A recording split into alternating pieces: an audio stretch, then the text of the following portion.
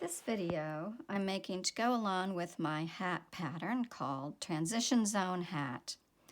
This is a nifty pattern, great for less experienced knitters because you don't have to deal with double pointed needles to make the cap because, ta-da, it is knit back and forth with an opening that you're going to seam. So, I've already finished up. I've pulled my yarn through the top stitches. I'm going to leave it there. You could use that yarn to seam and work in this direction. That's a perfectly acceptable way to do it.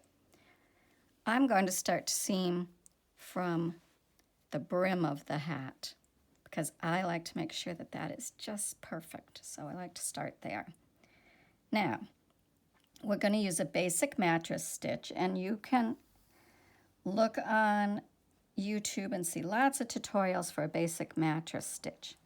However, I wanted to show you this specifically because we have a pattern going across here, and if I have in the directions for the hat given you seam stitches, here's one on this side, that's stockinette all the way up, and here's one on this side, stockinette all the way up, specifically to make this seaming process easier.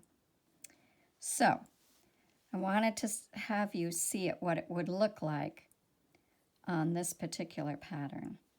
I've got a nice long tail from the beginning of my hat, and I'm going to use that to seam. If you don't have a nice long tail, you can just cut a piece of yarn, get it started over here, and leave a tail to weave in later. All right, I've got a nice big tapestry needle that I like to work with. Starting on the right from the bottom, and I'm going to go over to the left. Now, the basic principle of this is we're going to go in little horizontal threads that run between the stitches. That's where we're always going to be putting our needle. So we're going to go find the first one of that. And we realize that, well, it's kind of up a little bit. It's up a little bit high. There's nothing below that. So for the first one, I'm going to actually go in the stitch itself, both loops of that first stitch. And I'm going to pull my yarn through. And that, I think, is going to line up better. Now, for now, I'm not going to pull tightly. I'm just going to line things up. On the other side, I'm going to go in and grab that very first horizontal bar and go into it.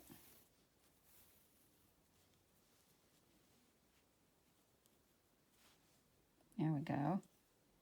And now I'm going to go next door and do the same thing.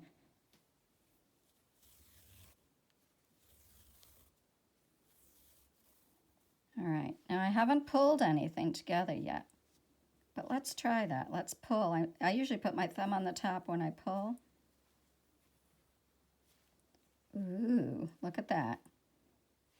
It's hiding those two seam stitches in the back, and it's making our pattern work perfectly across. All right, so I'm on the left. I'm going to go over to the right, dive down, and pick up that next horizontal bar.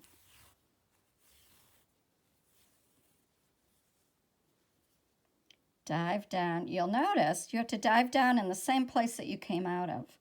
See that hole that I came out of? You dive down in the same place and come up under the next bar.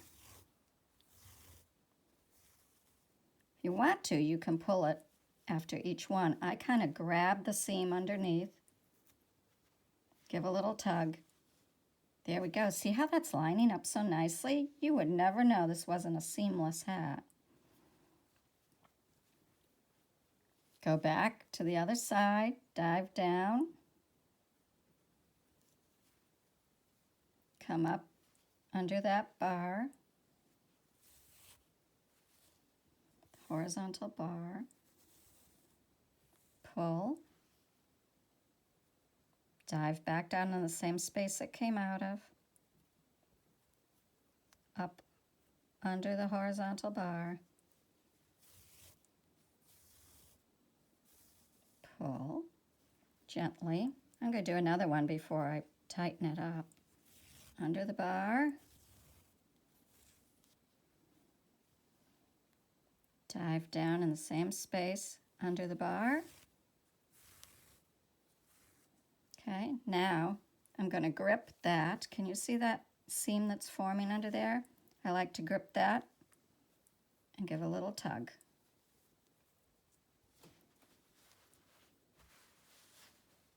That's really all there is to it. I'm going to do that. I'm going to be very sure that when I get to this point, I line those up just right, even if it takes a little finagling. Once I'm past the transition zone, I'm going to have another pattern here, but it's going to match up the same way because you're going to have your seam stitch here and your seam stitch here. And when you pull them together, your waffle stitch pattern is going to line up beautifully too.